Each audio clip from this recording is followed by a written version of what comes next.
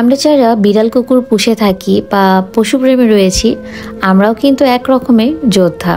কারণ ঘরে বাইরে বন্ধু বান্ধব আত্মীয় স্বজন প্রতিবেশী বাহিরের মানুষ সবার সাথে যুদ্ধ করেই কিন্তু আমাদের পশুপ্রেম দেখাতে হয় বা বিড়াল কুকুর পুষতে হয়। আমাদের বাসায় যাদের বিড়াল রয়েছে বা যারা কুকুর পুষে থাকে বা কুকুরদের খেতে দেয়, তারা সবসময় কিন্তু এরকম মানুষের কথার শিকার হয়েই থাকে।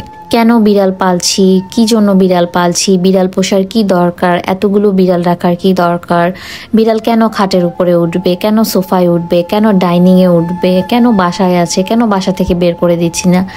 এই নিয়ে দেখবেন যে ঘর থেকে শুরু করে বাহিরের মানুষ পর্যন্ত কথা শোনাতে ছাড়ে না। তো এই সব মানুষের সাথে কিন্তু আমাদের যুদ্ধ করেই চলতে হয়। নিজেদের অধিকারটা কিন্তু যুদ্ধ করেই বলা চলে যে আমরা আদায় করে থাকি। আমরা যারা পশুপ্রেমী রয়েছি, আমরা কখনোই কারো কথায় কান দিই না, কে কি বললো না বললো, আমরা কিন্তু আমাদের কাজটা করেই যাই। তো ওদের সাথে যুদ্ধ করেই তো হচ্ছে আমাদেরকে নিজেদের কাজটা চালিয়ে যেতে হয়। আমি একটা জিনিস কখনোই বুঝি না, আরে আমরা যারা পশুপ্রেমী রয়েছি, আমাদের যদি ভালো লাগে বিড়াল কুকুর পুষতে বা অন্য কিছু, অনেকে খরগোশ পোষে বা পাখি পোষে, তো তাতে মানুষের সমস্যাটা কোথায়? কেউ তো এসে বিড়ালের পিপটি সাফ করে দিয়ে যাবে না, বা বিড়ালের জন্য একবেলা খাবার সিদ্ধ করে দিয়ে যাবে না, বা রান্না করে দিয়ে যাবে না, বা কুকুরকে খাবার দেবে না, বা পাখিকে পরিষ্কার করবে না। তাহলে এই সব মানুষের কেন আরেকজনের লাইফ নিয়ে এত ইন্টারফেয়ার করা দরকার? ঠিক যেমনটা আমাদের স্বাধীনতা অর্জনের পরে এখন পাশের এক দেশ অনেক লাফালাফি করতেছে আমাদের স্বাধীনতায়, ঠিক তেমনটাই কিন্তু করে থাকে আমাদের মানুষগুলো আশেপাশের, আমরা যারা বিড়াল কুকুর পুষে থাকি। বিড়াল আমাদের পুষতে কোনো সমস্যা নেই, কিন্তু বাহিরের মানুষ দেখবেন লাফাবে বেশি, আমরা কেন পুষতেছি, বিড়ালের পিছনে টাকা খরচ করতেছি, এরকম কথাবার্তা যে কত শুনতে হয় আমাদের পশুপ্রেমীদের। এগুলো তো আমাদের ঘরের কথা। রাস্তায় যখন কোনো কুকুরকে খাবার দিতে যাওয়া হয়, তখন অনেকেই দেখবেন এসে ট্রল করে, কুকুরকে খাওয়ানোর কি দরকার, এদেরকে খাওয়ায় কি লাভ, এরা বাড়ি ঘর ময়লা করে, নোংরা করে, বাড়ির সামনে নোংরা করে, এখানে ওখানে পিপটে করে দেয়, এদেরকে খাওয়ানোর কি দরকার, খাওয়ায় কি লাভ। মানে ওরা 10টা টাকা খরচ করে নিজেরা তো কাউকে খাওয়াবে না, কিন্তু অন্যরা খাওয়াতে গেলেও তাতেও যেন এইসব মানুষগুলোর সমস্যা। আবার অনেকেই বলে বসবে দেখবেন যে বিড়াল কুকুর খাওয়ায় কি লাভ, এই টাকা দিয়ে মানুষকে খাওয়ালেও তো ভালো হয়। অথচ তারা নিজেরা কি কোনোদিন এক প্লেট ভাত একটা মানুষকে খাওয়ায়? খোঁজ নিয়ে দেখবেন ওই সব মানুষ কখনো একটা ভিখারিকেও কিন্তু 10 টাকা ভিক্ষা দিবে না। কিন্তু আপনি যখন কোনো বিড়াল কুকুরকে খাওয়াবেন বাহিরে আদর করে, তখনই তাদের মাথা নষ্ট হয়ে যাবে। তখনই তাদের না গরিব মানুষের কথাগুলো মনে হয় যে কেন গরিব মানুষদেরকে খাওয়াচ্ছে না। যারা বিড়াল কুকুর ভালোবাসতে পারে তারা মানুষদেরকেও ভালোবাসতে পারে, তারা মানুষদেরও করতে পারে, কিন্তু সব কিছু তো সবাই আর দেখায় দেখায় করে না। কিন্তু এই সব মানুষগুলোর চোখে এই জিনিসগুলো কখনোই পড়বে না। সব থেকে খারাপ লাগে একটা বিষয়, বাহিরে যে অসহায় বিড়াল কুকুরগুলো আছে, এগুলো কিন্তু প্রতিদিনই কারো না কারো নির্যাতনের শিকার হয়।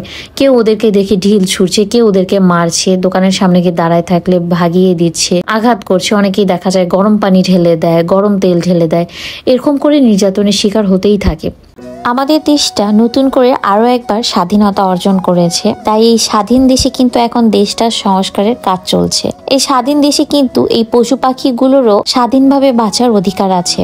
তাই আমি মনে করি প্রাণী সম্পদ আইন যে রয়েছে সেটা আরো কঠোর হওয়া দরকার, যাতে করে রাস্তাঘাটে কারো বাড়িতে বাহিরে এই পশু পাখিগুলো কারো দ্বারা নির্যাতিত হতে না পারে। আমরা এমন অনেক ঘটনায় শুনে থাকি বা দেখে থাকি বা চোখের সামনে হয়ে থাকে যে বিড়ালকে পিটিয়ে হত্যা করা হয়েছে, কারণ হচ্ছে সে চুরি করে মাছ খেয়েছে বা মাংস খেয়েছে। এমন অনেক ঘটনা আছে, বিশেষ করে গ্রামগঞ্জগুলোতে এই জিনিসটা বেশি হয়। আমরা এর কিছুদিন আগে একটা ঘটনা দেখেছি যে একটা প্রেগনেন্ট বিড়ালকে মেরে হচ্ছে ফাঁসিতে ঝুলিয়ে রাখা হয়েছিল। তো এই যে মর্মান্তিক ঘটনাগুলো, এটা পুরো দেশেই কিন্তু হয়ে থাকে, যেটার কোনো বিচার হয় না। তো আমরা যারা পশুপ্রেমী আছি, আমি জানি আপনারাও নিশ্চয়ই চান যাতে করে এই যে আইনটা পশু পাখির প্রতি, এটা যেন কঠোরতম কঠোর হয়, যাতে করে অন্য মানুষরা কখনোই এই বিড়াল কুকুরগুলোর উপরে নির্যাতন করতে না পারে। নির্যাতন করার আগে 10 বার চিন্তা করে, যখনই কেউ কোনো নির্যাতন করবে যাতে করে তার শাস্তি হয়, কঠোর শাস্তি হয়, তখন কিন্তু আর 10 জনও ভয় পাবে, আর কেউ করবে না। বহির্বিশ্বে কিন্তু দেখবেন যে বিড়াল কুকুরের অনেক কঠোর আইন, কেউ বিড়াল কুকুরকে আঘাত পর্যন্ত করতে পারে না, করলেই তার নামে মামলা হয়ে যায় বা তাকে পুলিশ এসে ধরে নিয়ে যায়। কিন্তু আমাদের দেশে এইরকম আইন না থাকার কারণে রাস্তাঘাটে বাড়িতে বাহিরে কুকুর বিড়াল যেগুলো রয়েছে, পশু পাখি যারা রয়েছে, তারা কিন্তু নির্যাতনের শিকার হয়েই থাকে। তো যেহেতু দেশটা সংস্কার হচ্ছে, তাই আমরা যারা পশুপ্রেমী রয়েছি চলেন আমরা আওয়াজ উঠাই, আমরা আমাদের দাবি দাওয়াগুলো নিজেদের পেজ থেকে শেয়ার করি, যাতে করে সবার চোখে পড়ে, বেশি বেশি শেয়ার করি, যাতে করে সবাই দেখতে পারে। এবং এই প্রাণী সম্পদ যে আইনটা আছে এটা যেন কঠোর হয়, যাতে করে বাহিরে কুকুর বিড়াল আর মানুষের দ্বারা নির্যাতিত না হয়। কেউ যদি কুকুর বিড়ালকে বিরক্ত করে বা নির্যাতন করে তাহলে যেন সাথে সাথে তার কঠোরতম শাস্তি হয়।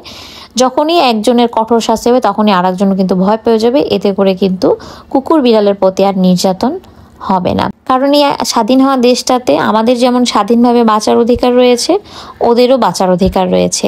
আমাদের আশেপাশে এমন অনেক ঘটনাই হয়ে থাকে যার কোনো বিচার হয় না। যদি বিচার চাওয়ার জন্য আইনের আশ্রয় নেওয়া হয়, তারা অনেক সময় বলে যে মানুষ মরে যায় তার বিচার হয় না, এখানে বিড়াল কুকুর মরে গেছে আমরা তার কি করব। তো এরকম করে কিন্তু অনেকখানি দেখা যায় যে বিচার হয় না। আবার অনেকেই আছে যারা ভালো থাকে, তারা কিন্তু জিনিসটা বিচার করে বা আইনের আওতায় আনে বা এটা একটা সুষ্ঠু বিচার হয়, কিন্তু সব জায়গায় কিন্তু হয় না। তো যার কারণে একটা কঠোর আইন দরকার, যাতে করে এই কুকুর বিড়ালগুলো নির্যাতিত হতে না পারে। তো আপনাদের কি মতামত অবশ্যই নিচে কমেন্ট করে জানাবেন, আপনারাও আমার সাথে একমত কিনা নিচে অবশ্যই কমেন্ট করে জানাবেন, এবং ভিডিওটা বেশি বেশি শেয়ার করবেন যাতে করে সবাই জানতে পারে। তো আজকের মতো এখানেই বিদায় নিচ্ছি, সবাই খুব ভালো থাকবেন, আল্লাহ হাফেজ।